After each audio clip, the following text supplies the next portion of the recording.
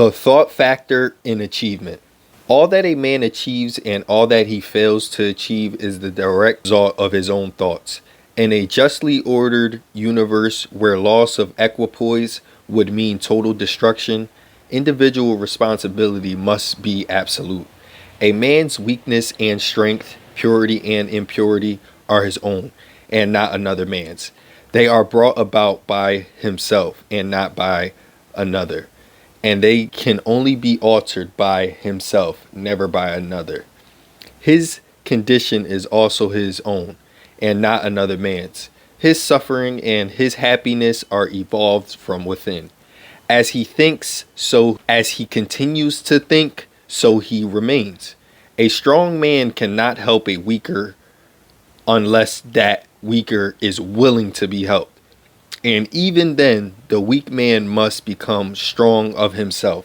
He must, by his own efforts, develop the strength which he admires in another.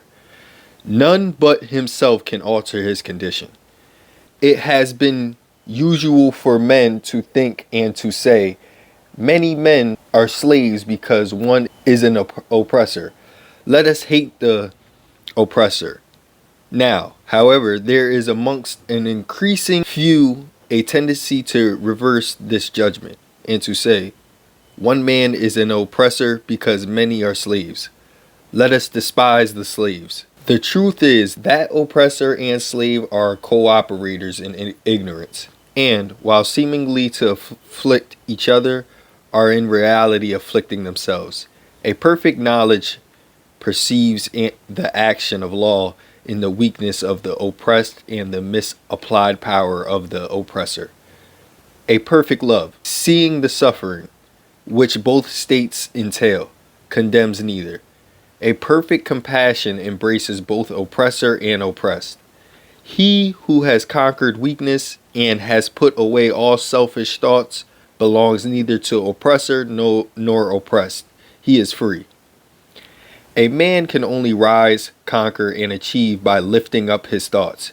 He can only remain weak and abject and miserable by refusing to lift up his thoughts. Before a man can achieve anything, even in worldly things, he must lift his thoughts above slavish animal indulgence. He may not, in order to succeed, give up all animality and selfishness by any means, but a portion of it must at least be sacrificed.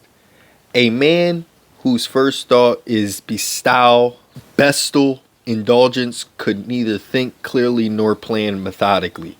He could not find and develop his latent resources, and would fail in any undertaking. Not having commenced to manfully control his thoughts, he is not in a position to control affairs and to adopt serious responsibilities. He is not fit to act independently and stay alone. But he is limited only by the thoughts which he chooses.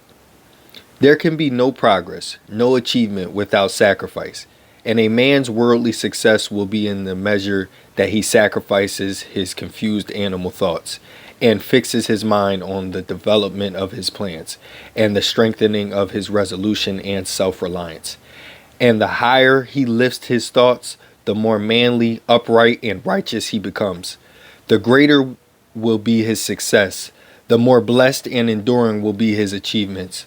The universe does not favor the greedy, the dishonest, the vicious, although on the mere surface it may sometimes appear to do so. It helps the honest, the magnanimous, the virtuous. All the great teachers of the ages have declared in this in varying forms. And to prove and know it, a man has but to persist in making himself more and more virtuous by lifting up his thoughts.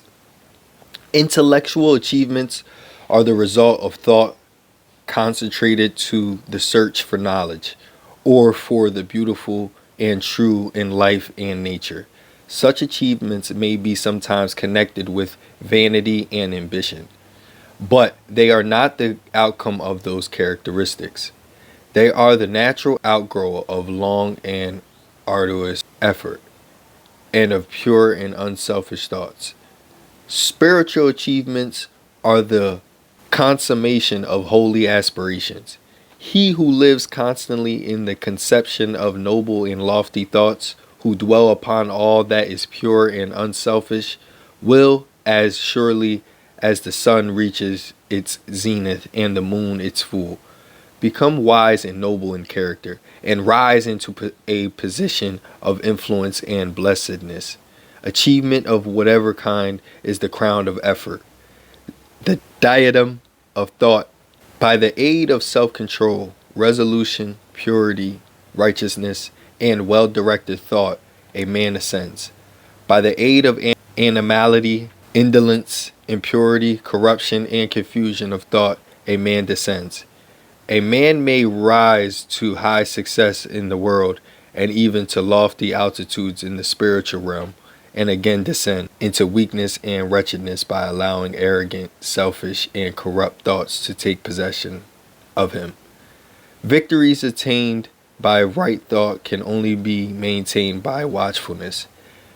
Many give way when success assured and rapidly fall back into failure. All achievements, whether in business, intellectual, or spiritual world, are the result of definitely directed thought, are governed by the same law, and are the same method. The only difference lies in the object of attainment. He who would accomplish little must sacrifice little. He who would achieve much must sacrifice much. He who would attain highly must sacrifice greatly. Dream lofty dreams, and as you dream, so shall you become. James Allen.